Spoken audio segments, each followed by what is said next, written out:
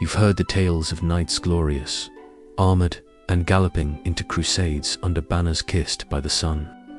But what if I told you the most enduring battles weren't fought on foreign soil, but behind the cold stone walls of their castles? While one world marched off to war, another was left behind to wait, to endure, to rule without being seen. The wife of a knight wasn't simply a noblewoman. She was the heart of a fortress, the keeper of legacy, the silent shield against ruin. So tonight, forget the roar of battlefields and the gleam of steel. Instead, lie back, close your eyes, and slip quietly into the shadowed corridors of a lonely manor.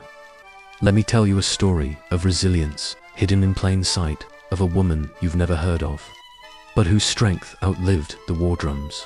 You have lived her life, waiting through seasons of silence, ruling without recognition, and loving a man who may never return. Let's begin. The clamor of armored boots and clanging swords echoed across the castle courtyard, a sound that meant both honor and heartache. A knight proud, armored, and full of purpose, prepared to journey into lands unknown, enwrapped in holy zeal and promises of valor. But as his banners unfurled and the war horses pawed the earth, at the castle walls, a different story quietly unfolded. Behind the thick stone ramparts, shielded from the echoes of the war cry, stood his wife, a woman bound by love, loyalty, and 1,000 unspoken fears. Her world was about to change forever. Imagine her rising before dawn, the cold chill of solitude sinking into her bones. The silence that filled the vast, empty halls was heavier than the metal of the knights. Abandoned armor. She carried not a sword, but the enormous responsibility of tending the household, protecting the lands, and raising their children all alone. Every day stretched endlessly before her for meal preparations, managing the estate staff, overseeing crops, dealing with unruly tenants. But greater still was the silent grief and anxiety that shadowed every moment. Letters from the battlefield came sporadically and often spoke in riddles or half-truths. Rumors of skirmishes, of victories, or worse, the salt-stinging taste of loss at the edges of her dreams. She was more than a noblewoman. She was the unseen war heroine, the steadfast steward of peace in her husband's long absence. Yet few ever wrote songs of her courage, nor woven her name into the tapestries of legend. Instead, history kept her waiting in the shadows. What stories filled her nights? Did she pace in the chilly moonlight, wondering if his next letter would carry good news? Did the hearth's glow feel warmer or lonelier with him gone? How did she guard her own heart against despair, hope against hardship, duty against desire? Her days were punctuated with the laughter and cries of their children, hands small but grasping fiercely for her presence. To them, she was a mother and a fortress, a steady presence amidst promised departures and distant returns. But being left alone in a fortress was no ordinary solitude. The threat of raids, of unruly neighbors exploiting the absence of armed men, lay constantly on the horizon. She needed to command respect and loyalty without the power of the sword, negotiating with vassals, dealing with jealous rivals, and quelling unrest required a blend of cunning and strength. Sometimes whispered rumors found their way to her chambers, tales of knights fallen in battle, or worse, unfaithful ladies who could not resist the charms of those who remained. Each rumor carried a blade sharper than any forged in Smiths. Yet, against all odds, many wives not only guarded their husbands' legacies, but built their own. Some became patrons of art and learning. Others wielded political influence from behind tapestry-framed windows. Some managed to keep the peace in turbulent lands while their husbands chased distant dreams under foreign skies. But the waiting was never passive. It was an active, consuming labor of the heart and hands, threaded with sorrow and pride. What did it mean to love a man whose absence was as certain as the looming peril that cast its long shadow over their lives? And what of the nights when letters failed to arrive, when the silence screamed louder than the distant cannon's boom? Did her faith falter? Did whispers in the hallways question her virtue? As the castle gates slammed shut behind the departing crusaders, the first chapter closes. But the story of those left behind begins in earnest, a story not of swords or banners, but of waiting, endurance, and secret strength. If you think bid farewell is the end of the tale, wait until you hear what loneliness, bravery, and unexpected challenges await the wives in the weeks and months that follow. The morning sun grazes the stone battlements, bathing the castle in a delicate golden light that belies the silent weight pressing through its walls. The knight's banners have long since been folded away or sent with the returning crusaders, who trickle home in sparse groups. But for the wives left behind, time stretches out like an endless winter. Inside the high walls and narrow corridors, the lady of the house rules, a realm not of feast and fanfare, but of endurance and solitude. You can almost hear the echo of her footsteps through the empty halls, a rhythm that marks the passing days and nights as surely as any bells or war drums. She is no mere hostess. With her husband away at far-flung battles, she bears a triple burden: to safeguard her family's honor, to maintain the estate's fragile economy, and to protect her children from the harshness of a world still governed by swords. Imagine the heavy mantle of leadership, cloaked not in velvet, but in constant vigilance. Her mornings begin before the sun rises, the hearth cold and the servants still sleepy-eyed, as she reviews her steward's reports, balancing accounts, overseeing supplies, and quelling disputes among restless tenants and serfs demands shrewdness and firmness. When the Lord returns, all should appear seamless, as if the heartbeat of the estate continued unbroken. Yet beneath her calm exterior lies a sea of anxiety. Every village messenger might carry news that twists her stomach, tales of battle lost, or of knights fallen, faces she might never see again. Letters from the front lines arrive erratically, often cryptic or delayed by weeks, their uncertainty a slow poison. And then there is the loneliness. Stone walls, no matter how thick, do not mute the silence that settles deep into her bones. At night, when the torches gutter and the household sleeps, she sits alone in the great hall, weighing memories, fears, and the burning question of faith. Is he alive? Is he coming home? Or will she prepare not a welcome feast, but a sorrowful funeral? In those long hours, prayers echo in empty chapels, whispered with the fierce hope of endurance. She might clutch a worn rosary gifted long ago, fingering the beads like lifelines. The church offers guidance, yes, but often also judgment. What if the sorrow turns to doubt? What if faith falters? The relationships within the castle shift under the pressure. Servants, loyal but human, sometimes grow restless. Wardens and foresters report increased banditry, opportunists testing the defenses. The lady's voice, once gentle, grows sharp with command and warning. She must be both mother and marshal, warm hearth and stern keep. Meanwhile, her children grow up too quickly. Boys are trained in sword and stewardship, girls in running a household and keeping secrets. Their father's absence imprints on their young faces bravery flickering beside worry. How many bedtime prayers are whispered for their warrior fathers? How many nights do they wonder if that distant drumbeat is the sound of their father's march? Sometimes rumors infiltrate the stone corridors, whispers of malevolent neighbors plotting to take advantage, or worse, of faithless women reclining in their husbands' chambers. Gossip is a weapon sharp and swift, cutting deeper than any sword.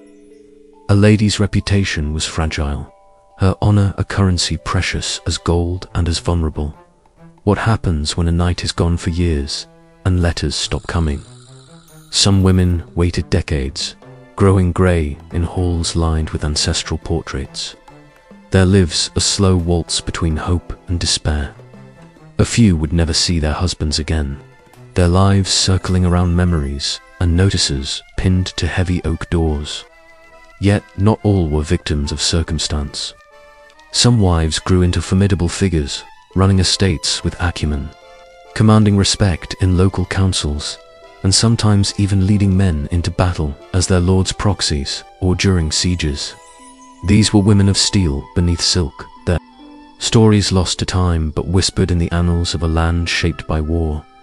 One such tale is that of Lady Eleanor of Aquitaine, whose husband departed for the Second Crusade.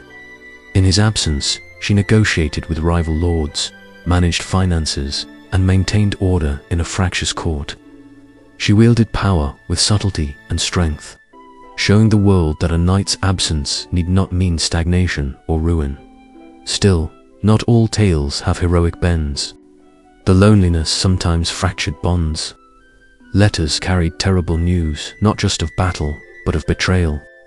The isolation and despair tempted some toward infidelity or despair.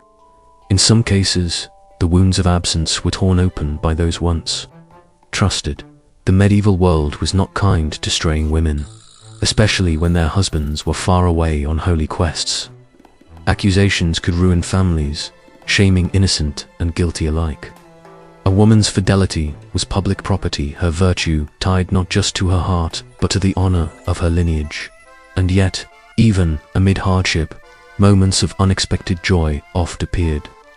Festivals kept alive, albeit muted. Servants sang softly in kitchens, and neighbors gathered discreetly to share news, comfort, and occasionally, laughter. These flickers of life defied the shadow of absence and war. Marriage itself was complex in this era, more a strategic alliance than a bond of passion. Many knights wed for land, alliances, and heirs. Yet love found its way in whispered closeness by the firesides, soft glances across great halls, and in letters folded and hidden beneath pillows. When the knight journeyed away, it was both a separation and a promise of return, glory, and union. But these promises were fragile as the parchment that carried them, vulnerable to war, disease, and betrayal. For the wives, faith in that promise was a daily act of courage. The waiting was not passive. The lady of the castle was an invisible fortress, holding up a world on the brink. Her strength was quiet but unyielding, a testament to a type of bravery often overlooked. What did she dream of? Did she see her husband in visions, clad in shining armor, returning victorious? Or did nightmares haunt her crushed banners, lost companions, and lonely halls echoing with silence? The mind becomes its own battlefield. But no matter the fears or hardships, the women who waited were pillars of their societies. Without them, the Crusades might have faltered, estates crumbled, and societies fragmented. They were the backbone, the unheralded heroines who nurtured the home front. And if you think the story ends here, you are mistaken. What comes next is a journey into the secret lives of these women, their triumphs, their scandals, their sorrows, and the unexpected ways they shaped history. The curtain lifts on a world of power wielded with needle and word, where love, duty, and survival collided behind closed doors, ready to step further into the lives behind the walls, to discover who thrived and who was broken, to unravel the mysteries of loyalty, love, and the ghosts that linger when the night is gone. The story continues where silence speaks louder than swords. When knights left for the Crusades, their wives were often left behind in a world where duty, uncertainty, and loneliness intertwined tightly. These marriages, usually arranged for political alliances and land acquisition, suddenly faced long separations that tested not only loyalty but survival. Knights heading off to the Holy Land might be gone for years, during which their wives managed households, estates, and the complex web of vassals and servants that kept their lands running. Nobility demanded that these women be stewards, holding immense responsibility in their husband's absence, all while navigating a society that expected them to remain chaste and faithful despite emotional isolation. For the wives of Crusaders, being left alone was not just practical hardship, but also social danger. Rumors could spiral quickly. Any sign of impropriety or suspected infidelity might ruin a woman's reputation, jeopardize her children's inheritance, and even threaten her safety. Widows or those presumed abandoned had limited options: remarriage, convent life, or precarious independence. Some wives stepped confidently into power. Managing estates required sharp minds and political savvy, especially with the constant threat of hostile neighbors, economic troubles, and the unpredictability of wartime alliances. Women of status might host social gatherings, negotiate deals, and form alliances that could rival male counterparts. However, the emotional toll was high. Letters between noble spouses reveal a complex mix of longing, frustration, and occasional tenderness. Some husbands wrote mournful letters, expressing how much their wife's absence wounded them, while many women voiced loneliness and anxiety, uncertain if they would ever reunite. The absence of their husbands sometimes left these women vulnerable to temptation or practical need for companionship. Although adultery was dangerous, the long separations and uncertain fates of knights made discreet relationships a reality for some. Yet public exposure came with harsh penalties: loss of status, property, or worse. Thus, secrecy was paramount. These women were not mere bystanders, but players in a broader political game. They protected family, honor, and estate rights, sometimes acting as regents or guardians for heirs too young to rule. Their ability to maintain stability at home could influence their family's long-term power, a role that blurred the lines between personal loyalty and political necessity. The culture of courtly love, with its idealized longing and emotional suffering from afar, mirrored in real life the painful separations of these noble couples. Knights' vows of eternal loyalty often contrasted sharply with the emotional neglect caused by long absences.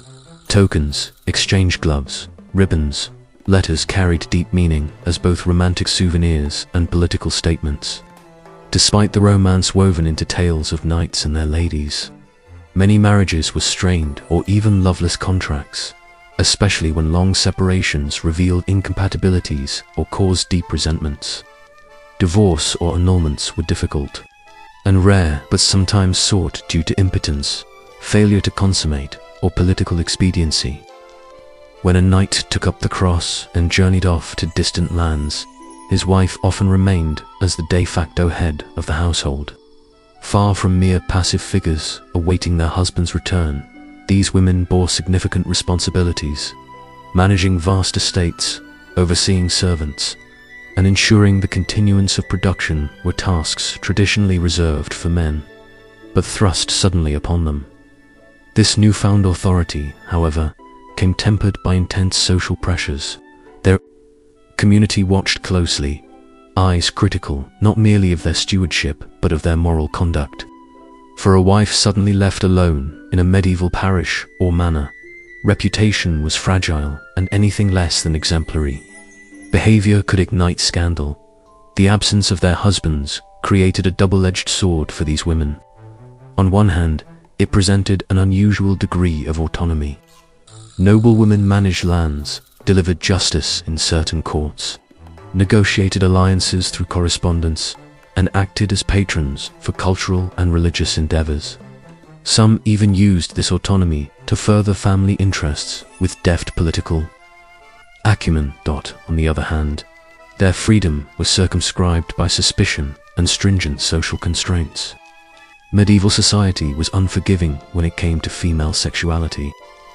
Gossip was a powerful weapon, and the possibility of infidelity or improper conduct could quickly turn a woman's life into public drama. One can imagine the whispered rumors that spread swiftly through the village and court alike. A late-night visitor, a curious letter, a lapse in decorum. Punishments, whether formal or informal, ranged from public humiliation to imprisonment in convents, designed to contain perceived moral transgressions. In many cases, even innocent interactions with men, such as estate stewards or knights left behind, could become suspect. While much of medieval writing focuses on duty and morality, The emotional landscape of these women was rich and complex. Letters reveal the genuine affection some wives held for their absent husbands, missives filled with longing, prayers for safe return, and quiet reflections on solitude. Yet for many others, loneliness was a profound companion. Without spouses, for years, some women navigated the precarious terrain of emotional and physical needs in secret. Historical records occasionally hint at discreet relationships formed out of necessity or desire, though openly acknowledging such bonds was dangerous. Interestingly, medieval courtly love culture shed some light on how noblewomen might safely channel longing and desire. Performances of flirtation, gift exchanges, and poetic adulation often masked deeper yearnings and frustrations. Born from prolonged separations, the Church played a defining role in shaping the lives of knightly wives during crusades. Religious teachings emphasized chastity and loyalty, framing the wife's virtue as inseparable from the honor of her husband and family. Violations of these expectations were framed as sins not only against God but against social order. Confessionals often became sites of both spiritual guidance and surveillance, where women's private struggles were documented and judged.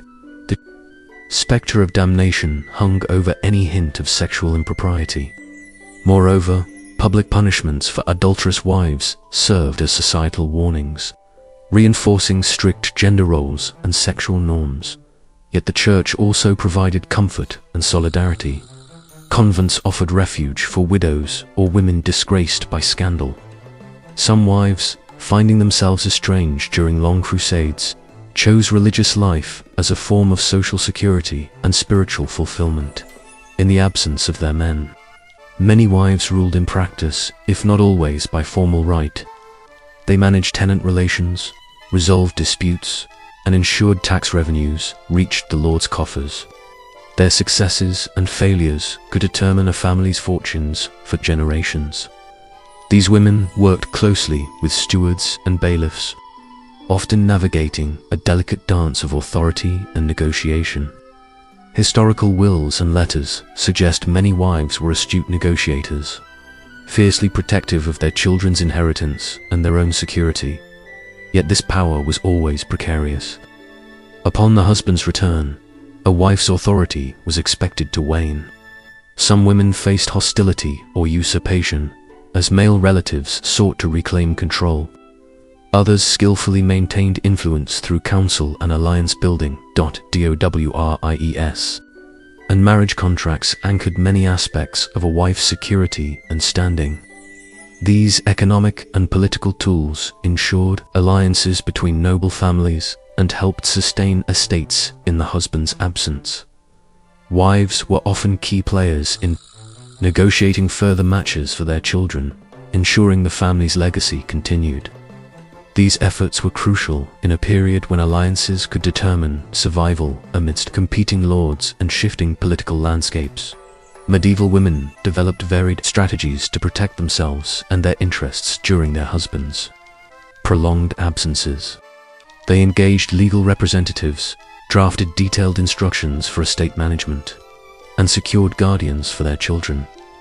They also cultivated social networks within and beyond their households.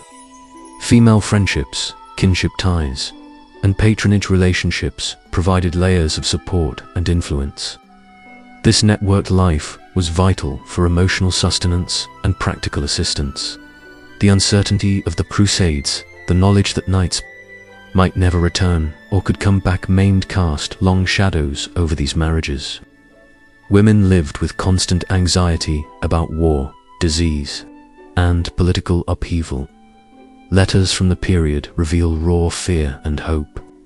Women prayed for news, coped with silence, and sometimes faced widowhood with scant resources. Their resilience contributed significantly to the social fabric of medieval Europe. While direct voices of knightly wives are rare, some records and chronicles offer glimpses. A noblewoman in 12th century France managed her husband's estates diligently during his crusade, wrote letters to distant relatives, and arranged marriages for her children they secured.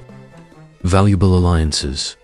A widow from England maintained control of her late husband's lands for several years, defending them legally against encroaching male relatives.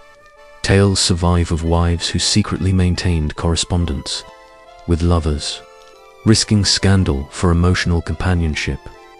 Some women were pressured into convent life upon their husband's death or incapacity, navigating spiritual devotion alongside personal trials. The wives of knights left behind during crusades. Inhabited worlds marked by contradictions between duty and desire, power and vulnerability, public scrutiny and private sorrow. Their stories challenge simplistic notions of medieval womanhood and illuminate the nuanced roles women played in sustaining medieval society. These women were not merely passive victims or ornaments of noble families. They were managers, diplomats, survivors, and shapers of family destinies. Their struggles with loneliness, societal expectations, and personal needs underscore the human dimension beneath the grand narratives of war and faith. In remembering the wives behind Crusader knights, we recognize the untold chapters of history where women carved spaces of influence and resilience. Their lives entwined with those who bore arms but whose voices often remain unheard.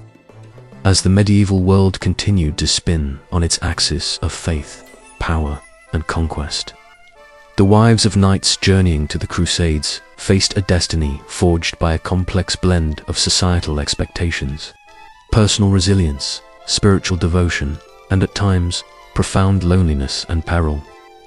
This final chapter explores the enduring legacy of these women, their struggles to maintain honor and family estates, their position within a feudal system resistant to female authority, and the deeply human emotions beneath the rigid roles imposed upon them. The Crusades were epic undertakings, years-long campaigns across dangerous terrain, often with uncertain success. Knights were gone for extended periods, leaving their wives to manage not only their households, but also social and political obligations. These women endured frequent uncertainty. News of battles was slow and unreliable, and the fate of their husbands often remained unknown for months or years. In many cases, letters carried hopes and fears in equal measure. Noblewomen scribbled prayers and petitions to and for their absent men, navigating a web of court politics and alliances to safeguard their families. Some wives kept detailed records of expenses, land management, and correspondence, effectively acting as estate managers and political actors in their own right. In their husband's prolonged absence, knights' wives exercised a form of delegated power that was both essential and precarious. They oversaw tenant relationships, farm operations, tax collection, and military obligations such as providing resources or knights for vassals. Their stewardship was critical for maintaining the economic and social stability of their domains.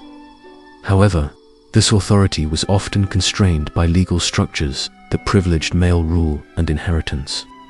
Women's authority was usually provisional and subject to challenge by male relatives or local lords seeking to assert greater control. Nonetheless, many wives skillfully negotiated these limits using legal documents, strategic marriages for their children, and alliances with powerful neighbors to strengthen their position. The medieval world was one in which honor and reputation were foundational to social standing. A wife's conduct reflected directly on her husband's honor and the reputation of his lineage. This placed enormous pressure on women to uphold strict codes of behavior, especially around chastity and loyalty. Any hint of impropriety could lead to damaging rumors or even legal action. In many communities, gossip functioned as an informal mechanism of social regulation. A woman found speaking with a man under suspicious circumstances or displaying behavior considered too bold or independent risked ostracism or harsher consequences. Punishments for adultery or perceived moral failings ranged from public humiliation in the stocks or pillories to forced entry into convents, and in extreme cases, death. Medieval, legal, and ecclesiastical courts were often harshest on noblewomen, accused of transgressions, as their actions were viewed as threatening the stability of the noble household and its alliances. Conversely, many men of similar or greater indiscretions faced little or no repercussion, highlighting the stark double standards of the era. Despite the rigid expectations, the emotional experiences of knightly wives were rich and deeply human. Their letters and records reveal moments of affection and longing, as well as despair and resilience. The toll of loneliness was profound. The absence of husbands for years, sometimes never to return, left a void often filled with anxiety and vulnerability. Many women found solace in faith.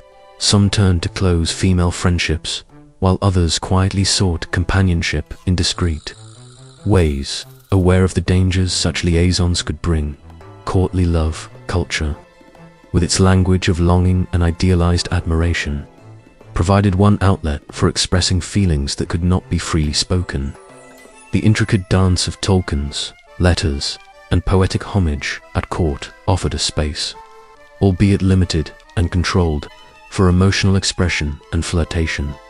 Religion shaped every facet of medieval life, and for these noblewomen, the church's influence was both comforting and constricting. Spiritual devotion was a source of strength, offering hope, community, and the promise of eternal reward. Many wives dedicated themselves to the church, supporting religious institutions, commissioning works of piety, and engaging in charitable acts. At the same time, the church's strict doctrines on sexuality and gender roles reinforced social control. Women were expected to embody chastity and fidelity unequivocally, with their moral failings subject to public condemnation. The confessional was a domain where inner thoughts and hidden sins might be revealed, but also where women could sometimes find counsel and absolution. In some cases, widowed or aging wives retired to convents, finding a community and security there when their roles as estate managers or political actors ended. For many wives, the cruelest outcome was widowhood. The death of a knight in the Crusades often had dire consequences for his wife and children. Widows faced uncertainty over their continued rights to property and protection. The inheritance of lands and titles could become contested grounds, with male relatives or external powers vying for control. Widowed women often struggled to maintain authority over estates in a period when patriarchal norms made female rule precarious. Some succeeded by appointing male guardians temporarily or by exercising vigilant legal defense. Others lost their lands or were forced into marriages that served strategic political ends. Widows who lacked strong family connections or resources could face destitution or the loss of social status. Some retreated quietly into religious life. The wives of knights in crusading times lived at the crossroads of profound social transformations.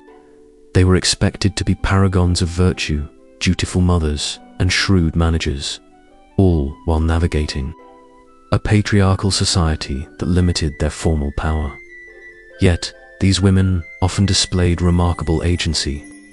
They found ways to wield influence, protect their families, and even subvert strictures through networks of kinship, social ties, and strategic alliances.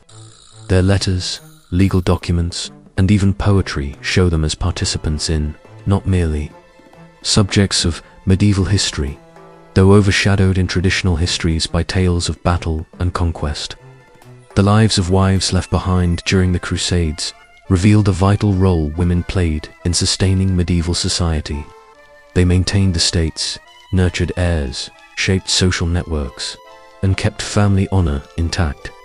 Their stories are a testament to resilience under uncertain and often harsh conditions, where love, power, duty, and survival intertwined in complex and enduring ways. They remind us that history is not only forged on fields of battle, but also in the quiet strength, sacrifices, and subtle influences of those waiting at home.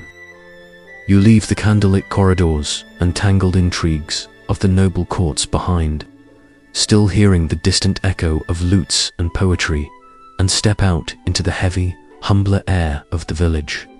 Now, without velvet curtains or flowery verse, desire becomes something rougher, closer to the ground, a truth edged by cold nights, cramped homes, and the ever-watchful eyes of the entire village.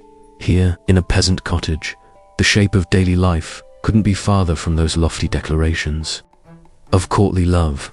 Privacy doesn't exist. A single room is home to parents, children, perhaps a goat, often with just one bed. These are places where lives and bodies are always overlapping, never quite out of sight. Still, the absence of privacy doesn't mean romance and longing are missing. If anything, they are everywhere, pulsing beneath the surface, adapting to whatever space is left between labor and survival. You hear of bundling or bed courtship, a curious and surprisingly open practice in some regions. Often in Northern Europe or England, teenaged couples, with the blessing and supervision of their families, are allowed to lie together in bed fully clothed, sometimes separated by a bundling board or a coarse bag. Ostensibly, they're to talk and build trust, not make love. But everyone quietly acknowledges the obvious. With hormones and hay this abundant, the rules are more guidelines than limits. Many a marriage began with a hastily arranged blessing after the bundling bag proved less effective than tradition hoped. In these small communities, everyone is both witness and judge. Neighbors gossip, mothers inspect wedding sheets, looking for the bloody mark of proof. A bride who can't or doesn't produce such evidence faces whispered suspicions and sometimes outright scandal, the kind easily manufactured and just as easily faked. Marriage, for peasants, is built from necessity as often as from love. Sometimes it's no more than a handshake before witnesses, a simple agreement to share work and life. The church insists on its presence, but reality is more flexible if you live together. The community recognizes you as married.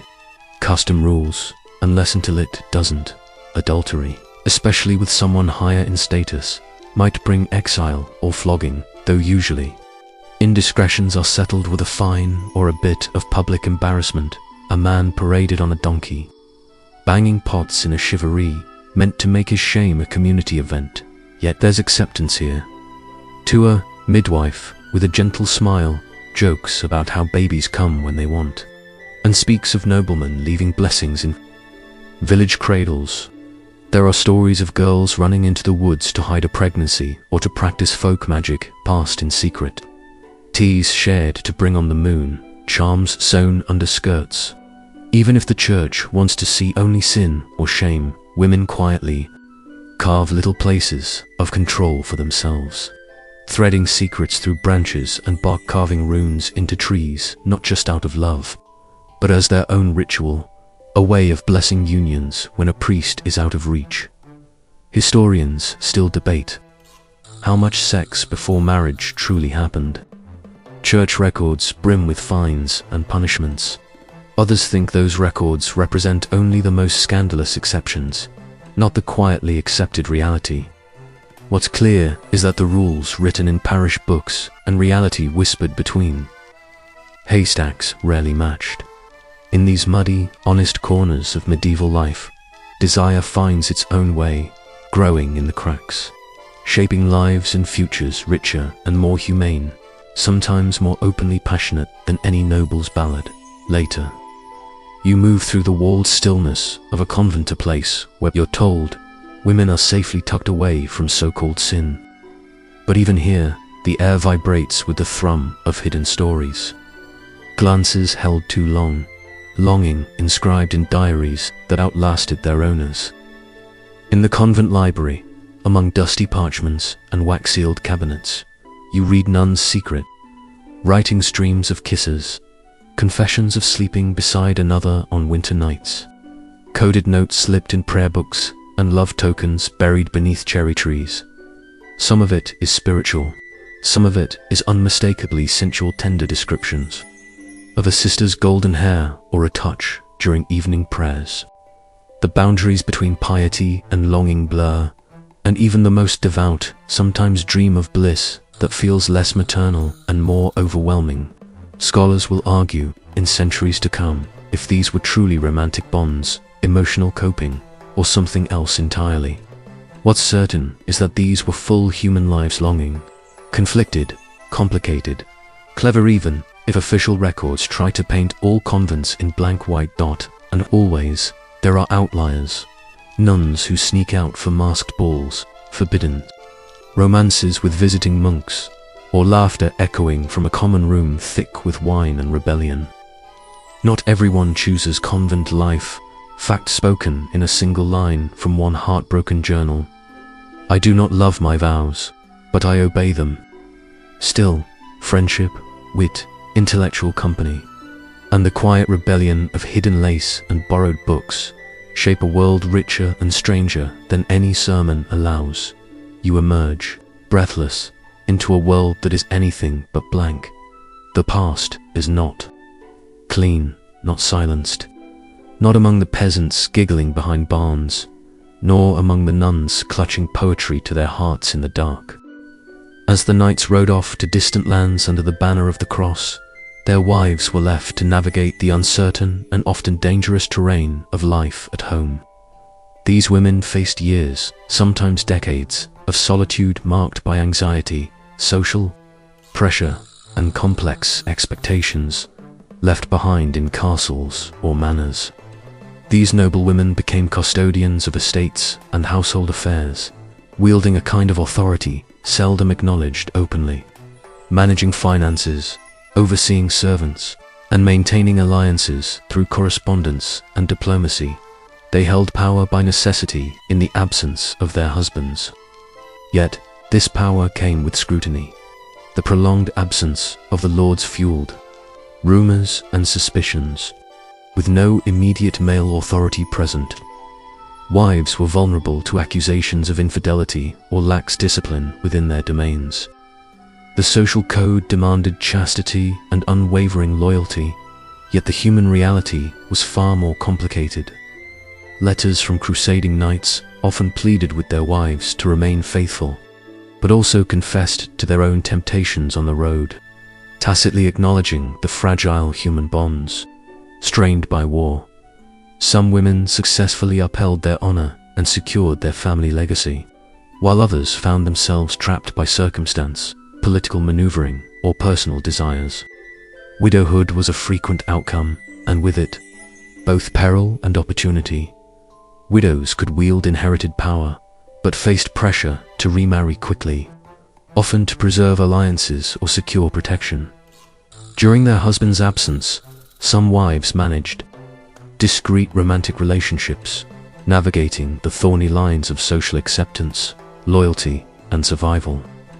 These affairs, rarely spoken of in public records, were cloaked in secrecy but were part of the complex fabric of medieval marital life. Disrupted by crusade, the emotional toll on these women was profound. Letters that survive reveal a mix of loneliness, resilience, devotion, and defiance. Many turned to prayer and religious devotion for solace, while others embraced the company of female kin or servants, forming networks of support and solidarity. Overall, the experience of Crusader wives was one of endurance under pressure, balancing duty and desire in a world where absence and longing shaped not only hearts, but the fate of families and realms. Their stories add a vital, human dimension to the grand narratives of crusades and chivalry, illuminating the quiet strength and fraught vulnerabilities of medieval noblewomen left to hold the line at home. The decades-long crusades were more than distant wars. They were seismic shifts that reshaped the lives of those left behind, especially the wives of knights. As their husbands journeyed to foreign lands, fraught with peril and prayer, these women inherited a complex legacy of power, vulnerability, and resilience. Their stories unfold in the shadow of castles, in the quiet chambers where politics and passion intersected, and in the communal rhythms of medieval life sustained in the absence of men who might never return in the medieval world. The departure of a knight to the Crusades was both a martial and familial rupture. These men, bound by honor and faith to fight for Christendom, left behind estates that demanded governance, heirs who needed nurturing, and a social order that depended on visible loyalty and virtue. The responsibility of holding the home front often fell squarely on the shoulders of their wives. For many noblewomen, suddenly alone, they became stewards of far-reaching properties, arbiters of justice within their lands, and guardians of traditions amid uncertain times. Managing an estate was no small feat. Castles were not only homes, but hubs of administrative power, centers of local justice, and fortresses against external threats. The noblewoman left behind was not a mere placeholder, but an active agent charged with protecting the family's interests. She handled finances, oversaw the labor of serfs and servants, negotiated with vassals, and maintained alliances through correspondence and strategic marriages. Some women wrote letters that reveal sharp political acumen and keen sense of diplomacy as they balanced the competing demands of loyalty, security, and social survival. Yet power for these women was fraught with tension. Medieval society had deeply ingrained patriarchal norms, and the authority exercised by a lady of the manor was often viewed through a lens of suspicion or begrudging acceptance. The absence of the male lord left some wives vulnerable to gossip, allegations, and outright challenges to their rule. The idea of a woman ruling unaccompanied could provoke anxiety, rumors of affairs, or questions about the loyalty and moral character of both the lady and her absent husband. Despite these pressures, many women proved remarkably resilient and competent. Their ability to maintain order and security in their husbands' absence was often essential to the survival of their family's fortunes. Records abound of cases where noblewomen intervened to deal with rebellious tenants, ensure tax collection, or defend the estate during conflict. In some instances, these women effectively expanded their influence, negotiating directly with monarchs or church officials and securing favorable terms for their houses. But life alone was not just a matter of estate management. The emotional landscape was equally complex. With husbands gone for years, sometimes never to return, wives faced acute loneliness and uncertainty. The constant fear of death in battle or from disease shadowed their days. Letters exchanged between Crusaders and their spouses often reveal expressions of longing, tender concern, and assurances of faithfulness. Yet they also betray the human frailty behind the chivalric ideal, the temptations faced by men far from home, and the anxieties of those waiting. The question of marital fidelity loomed large. Medieval society prized chastity and loyalty for women, especially noblewomen, as a linchpin of social order and inheritance legitimacy. A wife's reputation was tied to both personal honor and the political stability of the family. Yet, the reality was often more complicated. The long absence of husbands sometimes led to discreet, sometimes secret, romantic liaisons by wives, as well as socially accepted forms of companionship that blurred rigid boundaries. While explicit records of these relationships are scarce due to the risks of scandal and legal repercussions, indirect evidence and contemporary chronicles hint at the existence of such liaisons.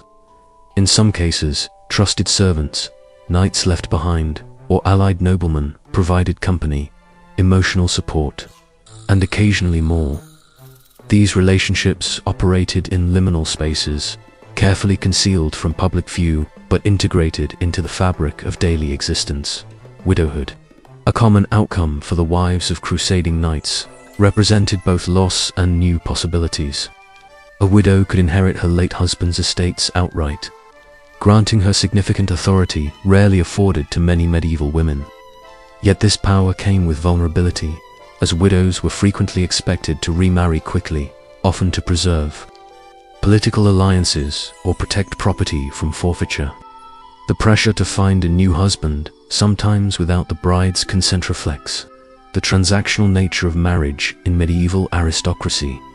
Women who embraced widowhood and managed to maintain control over their inheritance could become formidable figures. Some ruled their lands with a deft hand, recommenced political negotiations, and secured the futures of their children. Their ability to act autonomously could transform family dynamics and even influence regional power structures, challenging the era's gender norms even as they operated within them. Religious devotion was another crucial aspect of widowed and otherwise left behind wives' lives. Many turned to the church and monastic life for solace, community, and purpose. Some entered convents voluntarily, while others were encouraged or pressured into religious life to secure their place or deflect social suspicion. These decisions were often deeply personal, yet intertwined with social expectations around family honor and female roles.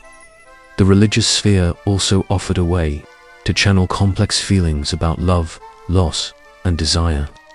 Some women engaged deeply with mystical or spiritual writing and practice, finding means to express longing and emotion within the sanctioned language of piety. For others, convent life offered a refuge from the harsh realities of secular life and the limits imposed on female autonomy. Despite the idealized images of chastity and loyalty expected by medieval society, the experiences of these wives reveal a nuanced reality of negotiation, survival, and subtle defiance. Their stories are not solely about suffering or victimhood, but also about agency, adaptation, and resilience in a world that demanded much and offered little choice. The social ramifications of their statuses extended beyond personal lives. The legitimacy and future of heirs depended on unquestionable marital fidelity and continuity. Children born out of wedlock, whether through acknowledged or secretive relationships during husbands' absences, altered family lines and could provoke scandal or exclusion. The strict rules around inheritance, bastardy, and legitimacy affected not only the families involved, but also the political and economic stability of regions. The pressure to produce legitimate heirs amplified the burdens on noblewomen, who were often married young and tasked with childbirth under fraught conditions. The absence of their knights added layers of complexity as they balanced sexual expectation, social surveillance, and personal survival. Contemporary medical knowledge, limited and often mingled with superstition, compounded the challenges women faced in pregnancy, childbirth, and nursing. The ongoing wars and crusades also shaped the cultural ideals of womanhood and marriage. Chivalric codes romanticized loyalty, patience, and virtue, casting the absent wife as a symbol of steadfastness and moral strength. Literature and poetry from the period often idealized these themes, elevating the image of the noblewoman as both guardian of family honor and silent sufferer.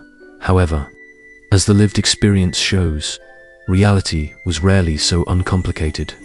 The demands of managing estates, grappling with loneliness, navigating social pressures, and sometimes securing personal safety created a more textured and human picture.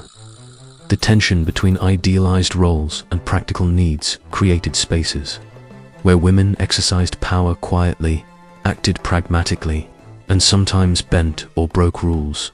In sum, the wives of knights, left alone during the Crusades, embodied the contradictions of medieval female experience. They were figures of authority and vulnerability, of duty and desire, sanctity and survival. Their lives remind us that history's grand narratives of war and conquest are incomplete without the stories of those who held the world together at home, enduring the silence, waiting for the return, and, above all, living in a world shaped as much by absence as presence.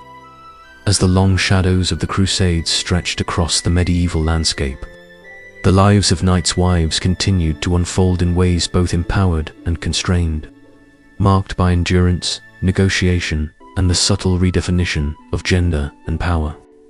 These women inhabited a world in flux, one where absence bred uncertainty but also opportunity, where rigid social orders both limited and enabled, and where the personal and political merged into a complex dance of survival.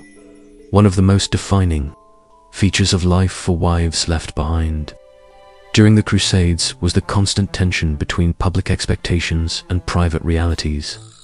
Medieval society placed enormous emphasis on a woman's fidelity and chastity qualities, tied not only to personal virtue but also to the legitimacy of heirs, the stability of feudal alliances, and the honor of noble houses. The absence of the knight was not a liberation from these expectations, but often a heightening of scrutiny. Rumors could spread swiftly in tight-knit communities, and a single whisper had the power to damage reputations, provoke challenges to property rights, or even incite violent reprisals. Despite this, the reality of long separations often resulted in complicated emotional and social circumstances. Some wives maintained steadfast loyalty, writing letters filled with prayers, yearning, and affirmation of their husband's honor. Papers from the period attest to women managing their households with impressive administrative skill, negotiating with tenants, settling disputes, and directing the work of servants and vassals. These women acted as de facto lords in their husbands' absence, though they often navigated these roles with discretion and an acute awareness of the limits imposed by gender and social hierarchy. Yet not all stories were ones of quiet fidelity and dutiful stewardship. In certain regions and among certain families, the long absences of knights created spaces where women's desires and freedoms, sometimes secret and sometimes tacitly acknowledged, found expression. The societal pressures did not erase the human needs for companionship, affection, and even passion, especially during years or decades of uncertainty about a husband's return. Though open acknowledgement was rare, historians suspect that some wives formed discreet liaisons, found emotional solace in alliances with trusted household members, or engaged in politically motivated remarriages, often balancing personal desires with survival strategies. The phenomenon of remarriage was a pivotal aspect of many of these women's lives. If a crusader died abroad, as so many did, his widow faced a precarious position. Some noble widows were swiftly remarried, often to relatives of allies, to maintain or reinforce political and economic bonds. Others chose, or were compelled, to enter convents, a religious refuge that also removed them from the fraught landscape of politics and marriage negotiations. Some widows, however, remained remarkable exceptions, women who managed to maintain control of their estates, retained influence in local politics, and resisted pressures to remarry. Their letters and legal documents reveal a keen sense of agency and a complex engagement with power. The role of dowries and inheritance was critical in shaping these choices. Dowries, often substantial parcels of land, movable wealth, or valuable goods, were intended to secure marriage alliances and ensure a woman's economic security. However, if a husband was absent or deceased, the dowry remained a contentious asset. Some women successfully defended their rights to retain or control dowries, while others faced attempts by their late husbands' families to reclaim or appropriate these assets. Laws and customs regarding inheritance varied widely across regions and time, adding further complexity to the situation of knightly wives left behind. Moreover, the absence of their husbands altered traditional household dynamics and the roles women could assume. While medieval patriarchal norms limited female authority in many respects, the practical necessity of managing lands, peasants, and local disputes often pushed noblewomen into positions of significant influence. This was particularly true in border regions, areas prone to conflict or instability, where the control of estates demanded vigilance and active governance. In some documented cases, women acting as heads of households issued orders, negotiated treaties, and corresponded directly with monarchs or bishops. Their epistolary records sometimes show shrewd diplomatic skill, balancing the competing demands of local lords, church authorities, and royal power. These women had to walk delicate lines, asserting authority when necessary, but avoiding accusations of overreach. Such accusations, whether grounded or spurious, carried the risk of social ostracism or legal challenge. Life for these wives was also deeply entwined with religious practices and spirituality. Many turned regularly to prayer, rituals, and the church for comfort and community.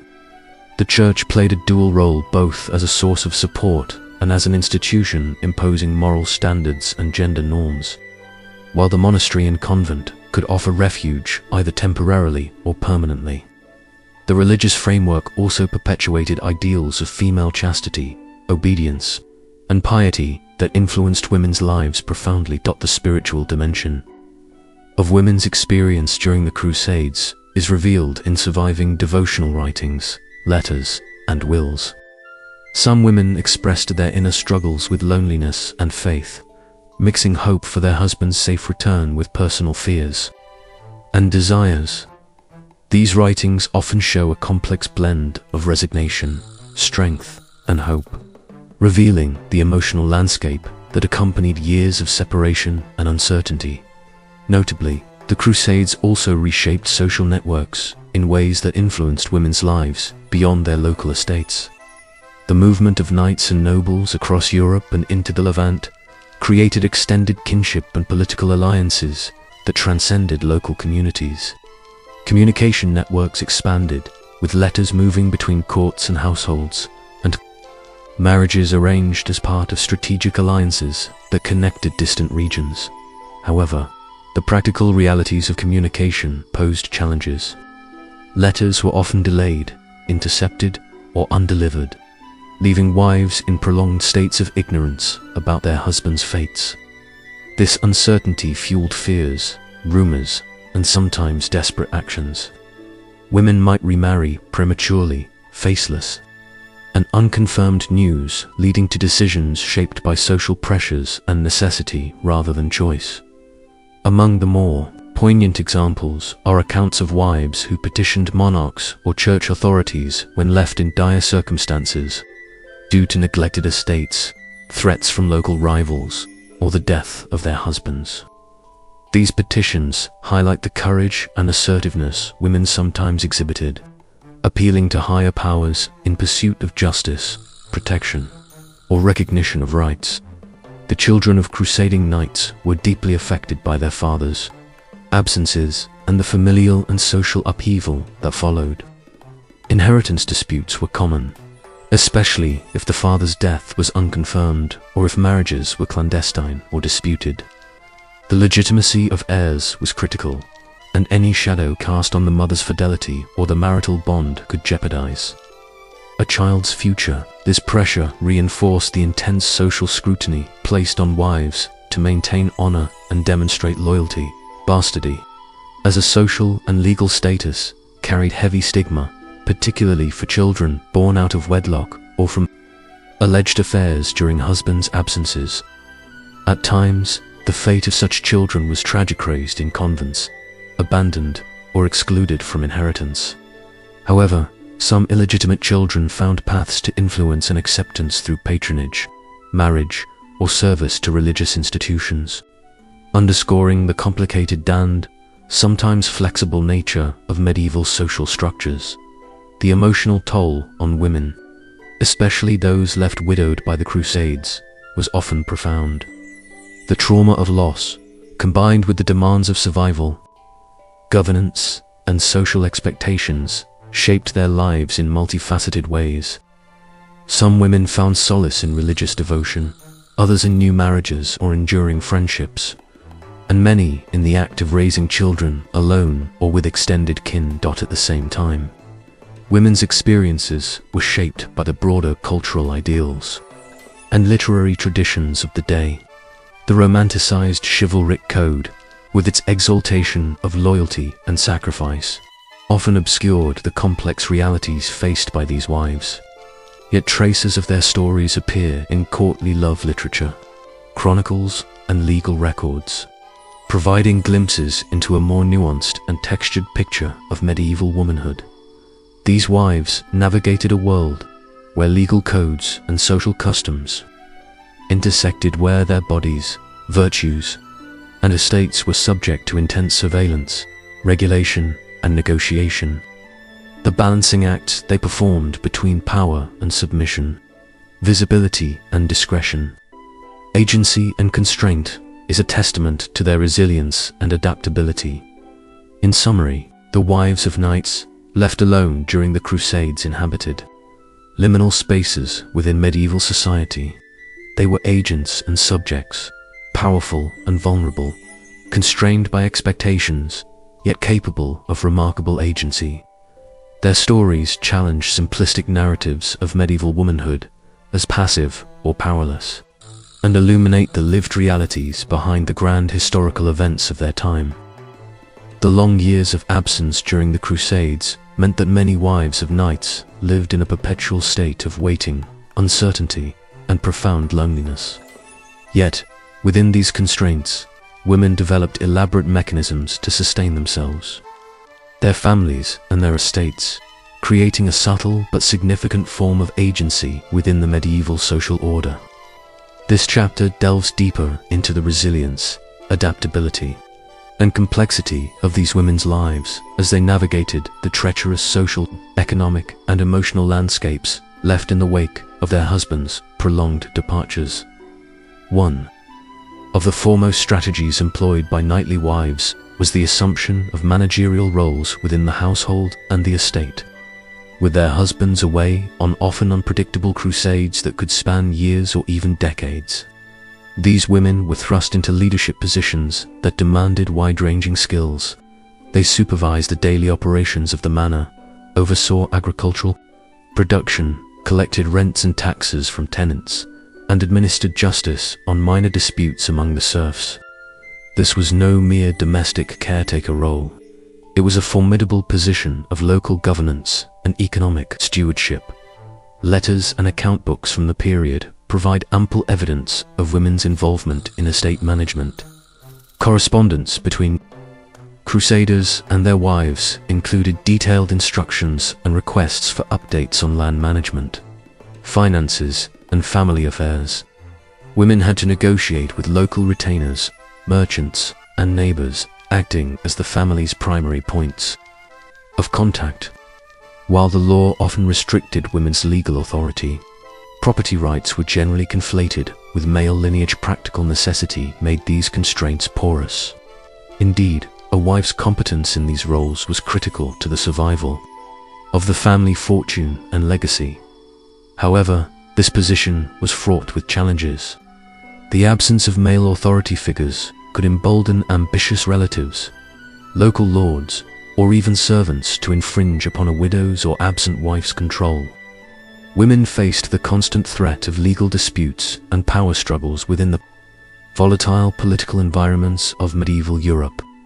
It was not uncommon for widows to have to defend their rights to property or dowry in courts, sometimes engaging in protracted legal battles or appealing to ecclesiastical authorities for protection. Socially, the role of the knight's wife was deeply ambiguous.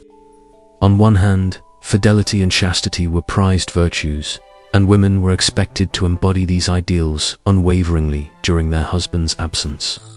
Church teachings and communal expectations enforced strict behavioral codes, policing women's movements and reputations. On the other hand, extended separations sometimes forced a reconfiguration of gender and social roles. The communal and familial mechanisms for surveillance, gossip, church oversight, family vigilance were keenly felt and necessary for maintaining social order. But they could also be suffocating. The psychological pressures of such prolonged waiting undoubtedly took a toll. Women were expected to maintain household morale, oversee the education and upbringing of children, and uphold the social and religious duties of their station, all while grappling with anxiety over their husbands' fates. Some were plagued by fears of widowhood, infidelity, or even the return of husbands altered by war or captivity. The emotional loneliness was compounded by the practical dangers of managing estates vulnerable to attack or seizures during the patriarch's absence. Yet, the historical record reveals moments of unexpected autonomy and agency. Some wives defied social prescriptions by remarrying, choosing new partners who could provide security, companionship, or political advantage.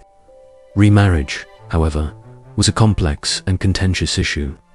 Widows who remarried forfeited rights to their late husband's estates, and their children's inheritance could be threatened. Yet, for many women, remarriage was not only a survival strategy but a vehicle for preserving or enhancing their social standing. In certain cases, women chose to resist remarriage, defying pressures from family or local power brokers.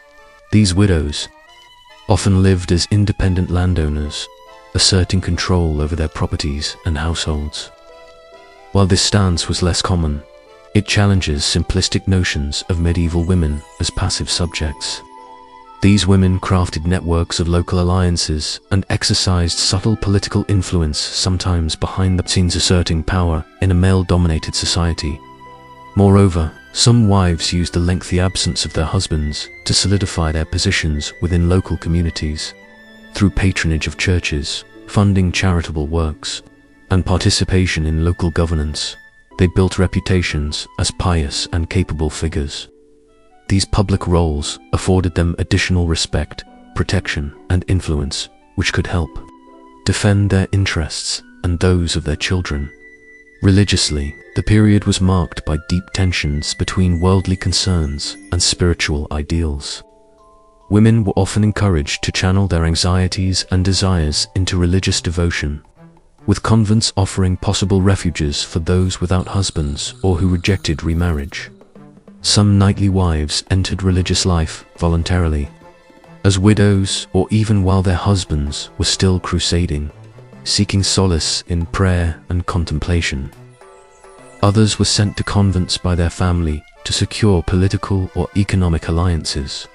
The interplay between spirituality and sexuality added another layer of nuance.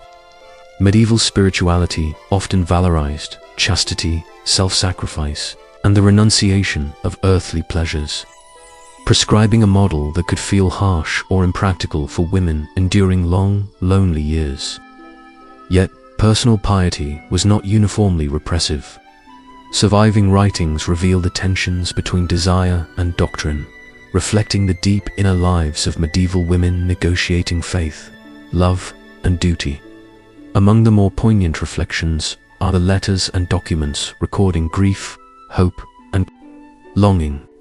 In some cases, wives wrote to crusading husbands, expressing not only loyalty but also the pain of absence and the desire for reunion.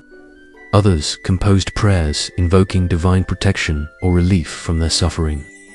These texts reveal the deeply human dimensions of social and political upheaval, underscoring the personal costs of war and religious fervor. The legal frameworks governing marriage and widowhood intersected tightly with these social realities.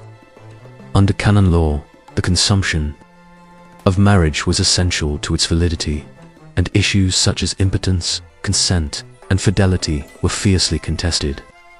Widows had specific rights, including the usufruct of dower lands, but these were contingent on complex legal and social factors that could be manipulated by competing interests. Inheritance laws also shaped the lives of wives and children left behind. Primogeniture often dominated, prioritizing male heirs, but the realities of war, death, and political alliances muddied clear lines of succession. Mothers often played crucial roles as advocates and protectors of their children's rights, engaging local courts and authorities to secure their futures. Education and the upbringing of children were additional burdens borne by knightly wives. Noblewomen were responsible for instructing children in manners, piety, and the skills necessary to maintain their social status. With husbands away, mothers often became the primary transmitters of cultural and family values, as well as managers of household affairs, a role critical to the continuity of noble lineages. Despite the challenges, the stories of these women include examples of remarkable creativity and resilience. Some fostered educational and artistic pursuits among their households, sponsored religious foundations, or engaged in correspondence networks that linked them to other noble families across Europe. These connections provided social capital and a degree of political influence otherwise denied to them. In some extraordinary instances, women wrote memoirs, legal appeals, or chronicles that provide invaluable insights into their lived experiences. Such writings reveal interior worlds of strategic thinking, emotional complexity, and nuanced negotiations with the limitations imposed by their status and era. The cultural imagination of the time both reflected and shaped perceptions of these women. Medieval literature, romance, and chronicles often idealized or demonized knightly wives, portraying them as paragons of virtue, tragic victims, or cunning manipulators. These narratives both reinforced and complicated contemporary gender ideals, offering a mixture of moral instruction and entertainment. Beyond the political and social realms, the emotional lives of wives left behind were marked by the tensions of love and survival. They balanced hope with despair, loyalty with practical necessity, and personal desire with collective expectations. This delicate balancing act sometimes led to emotional ruptures, moments of rebellion, or quiet resignations. The communal nature of medieval life meant that the private was never truly private. Neighborhood and local church communities functioned as both support systems and instruments of social control. Gossip, moral judgments, and public rituals mediated women's behavior, reinforcing dominant norms but also providing spaces for subtle resistance. The consequences of these dynamics are evident in the records of punishments for perceived transgressions, ranging from fines and public humiliations to imprisonment. Moral legislation disproportionately targeted women, controlling their sexuality and autonomy in service of broader social and economic interests. The prolonged absence of knights on crusades shaped the lives of their wives in profound and often paradoxical ways, revealing a complex interplay between resilience, vulnerability, and the constrictions of medieval society. As the harsh realities of separation set in, these women found themselves not only guardians of homes, but also navigators of social expectations and personal survival in a world where their husband's return was uncertain. With the knights away, the wives often became de facto heads of households, an extraordinary position of power in a male-dominated society. Far from mere caretakers, they managed sprawling estates that required overseeing agricultural production, handling finances, and maintaining the welfare of tenants and servants. They negotiated with local authorities, settled disputes, and kept the estate's economic engine running, making practical decisions critical to the survival and prosperity of their families. Yet these responsibilities were shadowed by constant threats.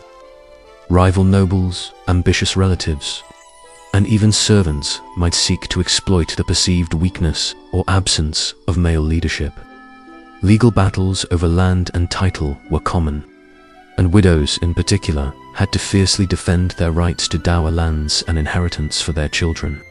Such disputes were often protracted, draining emotional and financial resources, but crucial for securing their family's future.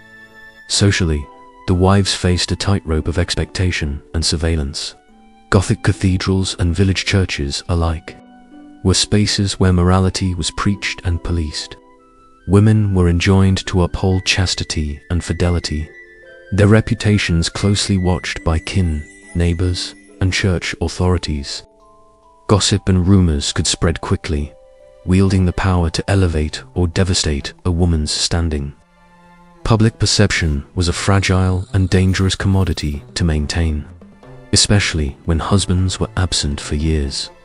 The psychological weight of separation was immense. Letters preserved from the period reveal the intense loneliness and anxiety endured by many wives. Fear of widowhood, infidelity, or their husband's permanent death haunted daily life. These women's inner lives were often marked by hope, despair, faith, and fierce determination. To cope, many turned to religious devotion, reinforcing faith as a source of strength and consolation while wrestling with their longing and fear. Remarkably, stories also show signs of agency and defiance. Some wives chose to remarry for security or companionship, though this was fraught with consequence. Canon law and social custom imposed strict as remarriage could complicate inheritance, jeopardize children's legitimacy, and alter alliances. Still, remarriage was a practical option embraced by many, particularly if their husbands were presumed dead. Others resisted, choosing instead to remain independent, often managing their estates well into widowhood and forging respected positions. Within their communities, education and cultural engagement were other spheres of influence where some women thrived. Literate ladies maintained correspondence across regions, fostering networks that helped sustain political and social ties. Through sponsoring religious institutions, commissioning manuscripts, and supporting artistic endeavors, they left a cultural imprint that outlasted their husbands' martial exploits. In matters of marriage and intimacy, the prolonged absences created emotional and social nuances. While fidelity was extolled, the realities were complex. Some women found solace and affection in discreet relationships or companionships. Others remained loyal, building strength in the promise of reunion. Medieval marriage, particularly among the nobility, was often a strategic alliance rather than a romance, and the emotional bonds between spouses varied widely. The norms surrounding widowhood were equally layered. A widow's status could be paradoxically liberating and constraining. On one hand, freed from marital obligations, widows could exert legal and economic control over property. On the other, social pressure often pushed them toward swift remarriage, or cloistering in convents to preserve social order and family interests. These choices were shaped by local customs, familial dynamics, and individual personalities. The church played a dual role, both a source of support and a force of control. Women were encouraged to embody ideals of piety, chastity, and obedience. But the reality of human desire and social necessity often clashed with these ideals. Monastic life was a refuge for some, but convents were also complicated spaces of community, intellectual life, and occasionally subversive emotional expression. Wives left behind often shouldered the wet education of their children and the transmission of family values. Noblewomen instructed their sons and daughters in matters of etiquette, religion, and estate management, preparing them to sustain the family legacy. Their role as educators was vital, and their influence extended across generations. Legal frameworks governing marriage, inheritance, and property shaped these women's lives in fundamental ways. Primogeniture and patrilineal descent predominated, often marginalizing daughters and widows. Yet widows had recognized rights to dower lands and could use the courts to uphold their claims. Documents record numerous petitions, disputes, and rulings that illuminate how women negotiated these often labyrinthine legal systems. Emotional resilience was a common thread running through these women's stories. Some wrote letters expressing not only loyalty but profound love and longing. Others composed prayers or chronicles reflecting their spiritual journeys and personal struggles. These voices offer rare insights into the lived experiences behind the political and historical narratives. The cultural portrayals of knightly wives in medieval literature and art were often idealized or moralistic, presenting models of virtue, sacrifice, or cautionary tales. Yet behind these portrayals lay real women with agency, complexity, and strength. Women who adapted to immense challenges and left an indelible mark on their families and communities. In the absence of their knights, these wives became pivotal figures sustaining the feudal, economic, and social order. Their management kept estates intact, their negotiations secured alliances, and their endurance preserved family legacies. Though their stories remain partially obscured by the passage of time, the fragments that survive attest to lives marked by courage, complexity, and quiet power. Thus, the wives of knights left alone during the Crusades emerge from history not merely as waiting figures, but as essential actors.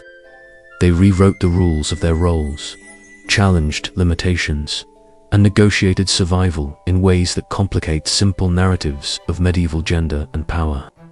Their stories remind us that even in eras defined by war and patriarchal control, women's lives were vibrant, resilient, and indispensable. The heavy wooden door closes behind you as you step into the quiet chamber of a medieval manor, the hearth's fire casting golden shadows on rough stone walls. You're in the household of a Crusader's wife, a young noblewoman now tethered to the rhythms of a castle life without her husband for years. The war to the Holy Land pulls knights away for long, uncertain seasons, leaving wives to shoulder burdens they neither chose nor anticipated. This is a world inside the world of Crusades, a delicate web of power, resilience, loneliness, and survival. Your guide, Lady Eleanor, a widow of a knight who never returned, welcomes you with a faint, knowing smile. She embodies the paradox of her lost generation, outwardly composed, yet carrying storms beneath her silks. Eleanor's story begins in the shadow of departure.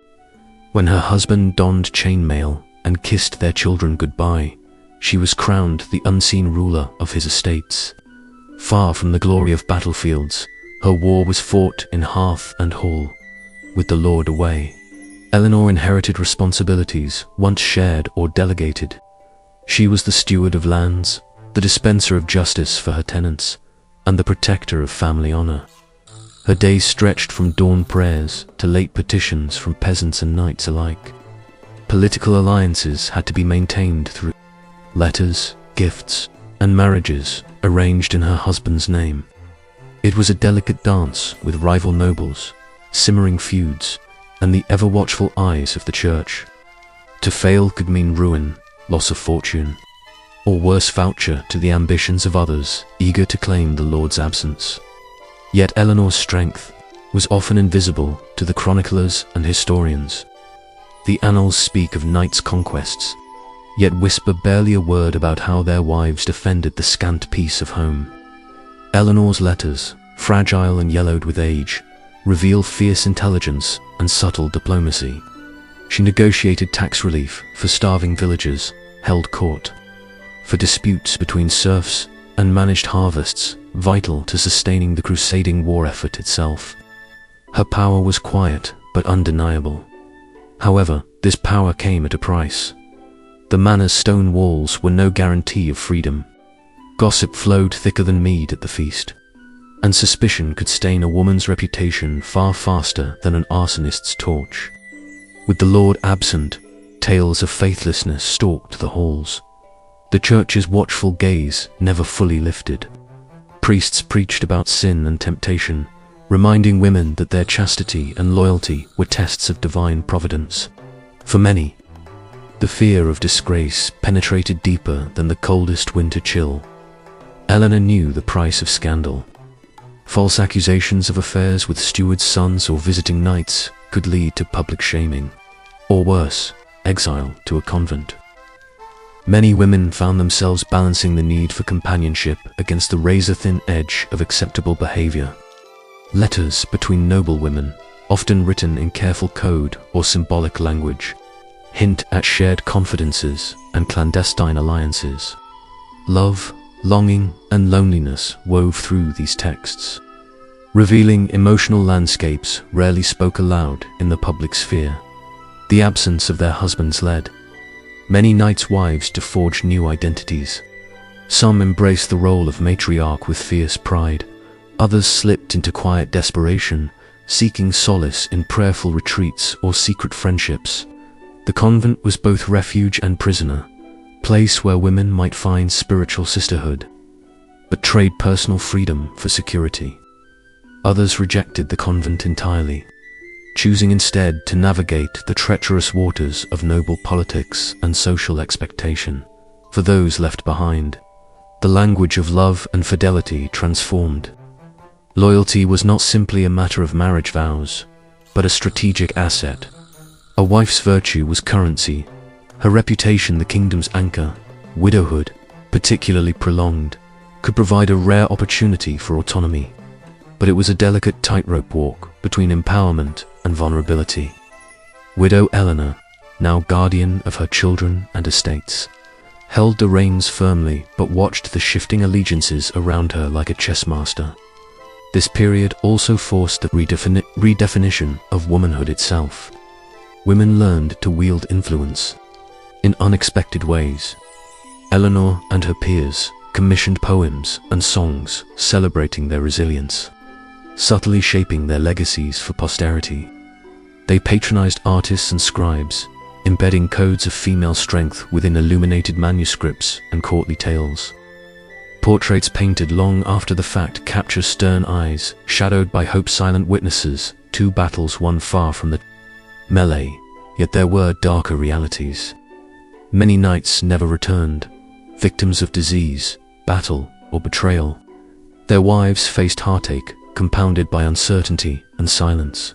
Widows, sometimes mothers of only infants, confronted brutal power, struggles within families and communities. Daughters of Crusaders bore the weight of their father's absence, groomed early to secure political alliances that might stabilize fragile holdings. The gendered cost of crusades was a realm of sacrifice seldom accounted for in times of crisis. These women acted as bulwarks, protecting their families from ruin. They managed finances, organized defenses of the manor, and maintained networks of loyal retainers. Stories survive of noble women leading militias to repel bandits or negotiating peace treaties with hostile neighbors. These were not the forgotten pawns of history, but key players, ensuring the continuity of lineage and land. The emotional labor was equally profound. Letters reveal how these women coped with separation, writing to husbands far away, anxiously awaiting news, bearing grief in isolation. Some turned to religious fervor, others sought solace in friendships that defied the boundaries of courtly decorum. Their stories, often lost to time, contained messages of resilience, quiet rebellion, and human connection in the face of absence. Eleanor pauses in her story to invite you into her solar, where tapestries tell tales of distant lands and battles yet unseen. She speaks of the nights spent cradling the family's anxiety, alongside her infant son, and the phone calls of emissaries bearing news, both joyous and tragic. She speaks of hope, fragile yet persistent, that her husband will come home, and a future reclaimed. Her tale is not unique, but emblematic. Across Europe, thousands of wives shared this experience, each one adding threads to a complex tapestry of medieval womanhood. Their legacy endured not through swords or conquest, but through stewardship, memory, and survival. They were custodians of their families, protectors of their children's futures, and silent architects of social order in a turbulent world. As dusk falls and the manor grows quiet, you feel the weight of their unspoken stories. These women stood firm in the shadows of crusades, their lives entwined with desire, duty, loss, and hope. Their voices may have been muted by the passage of time, but their strength echoes across the centuries. In honoring these wives, we expand our understanding of medieval history, from the roar of battlefields to the quiet resilience of hearth and home. The Crusades shaped the world, but it was the women left behind who kept it standing, weaving a legacy that would endure long after the knights returned or never returned at all. And now, your pilgrimage through this history of love, lust, sin, and survival arrives at its end. the flame flickers low. The echoes of laughter and lament intertwine with the scent of old parchment and fading roses. The story of these women, often untold but always present, closes one chapter so another might begin, reminding us that beneath the armor and banners, what truly endures is the human heart, beating with desire, courage, and a fierce, unyielding hope. The journey is over, but the echoes remain. How will you carry their stories forward?